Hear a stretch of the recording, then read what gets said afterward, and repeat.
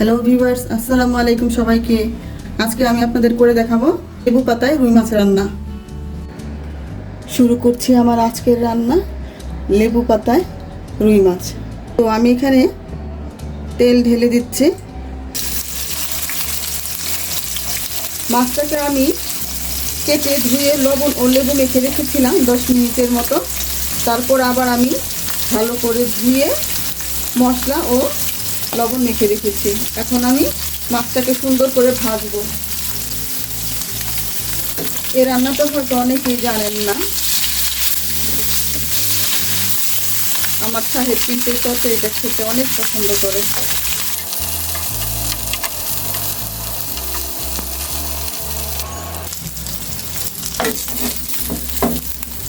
ভাজা হয়ে গিয়েছে।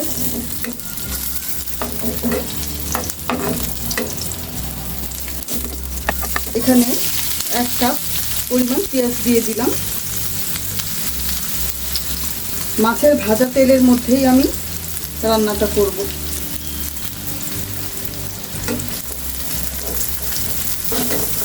লবণ দিয়ে দিলাম স্বাদ মতো। পেঁয়াজটা একটু ভেজে নিব।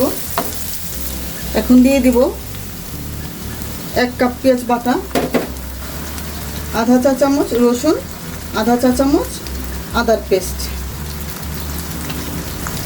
দিয়ে দিলাম হাফ চা চামচের একটু বেশি জিরে গুঁড়ো।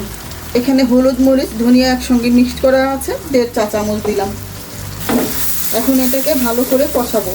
রান্নার পুরো প্রসেসটা আশা করি আপনারা দেখবেন।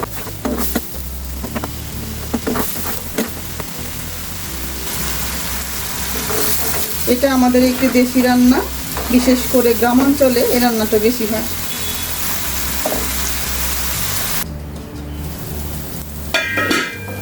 আমার মশলাটা একদম ভাজা ভাজা হয়ে গিয়েছে। এখন আমি এখানে দিয়ে দিব পানি।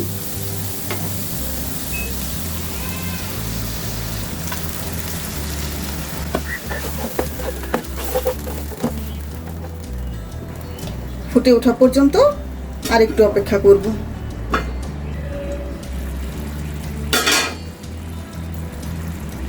এখন আমি মাছগুলো ভালো করে বিছিয়ে দিব। তারপর দিয়ে দিলাম কিছু কাঁচামরিচ। এ পর্যায়ে দিব 3টে লেবু পাতা। এখানে একটু ছিঁড়ে ছিঁড়ে দিবেন, ঘ্রাণটা বের হওয়ার জন্য এভাবে ছিঁড়ে ছিঁড়ে দিবেন।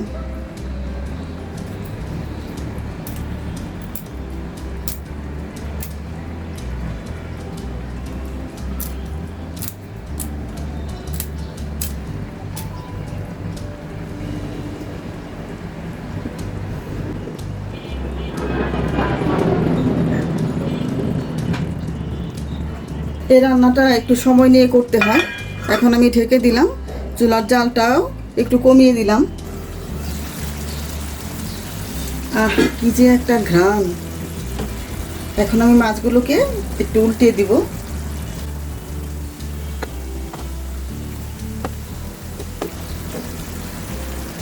এই রান্নাটা বেশ কিছুক্ষণ ধিমা আছে চুলায় রেখে রান্না করতে হবে। এবার দিয়ে দিলাম আধা চামচ লেবুর রস, দিয়ে দিলাম কিছু ধনেপাতা কুচি,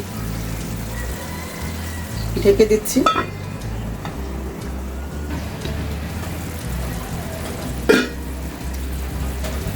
ঢাকনা খুলে মাঝে মাঝে এইভাবে ঝাঁকিয়ে দিবেন। আর কিন্তু নাড়াচাড়া করা যাবে না। ফিরে এলাম 15 মিনিট পরে।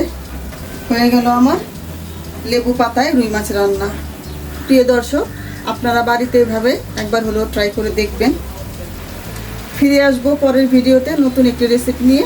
সে পর্যন্ত আপনারা সবাই সুস্থ থাকেন, ভালো থাকেন। আল্লাহ হাফেজ।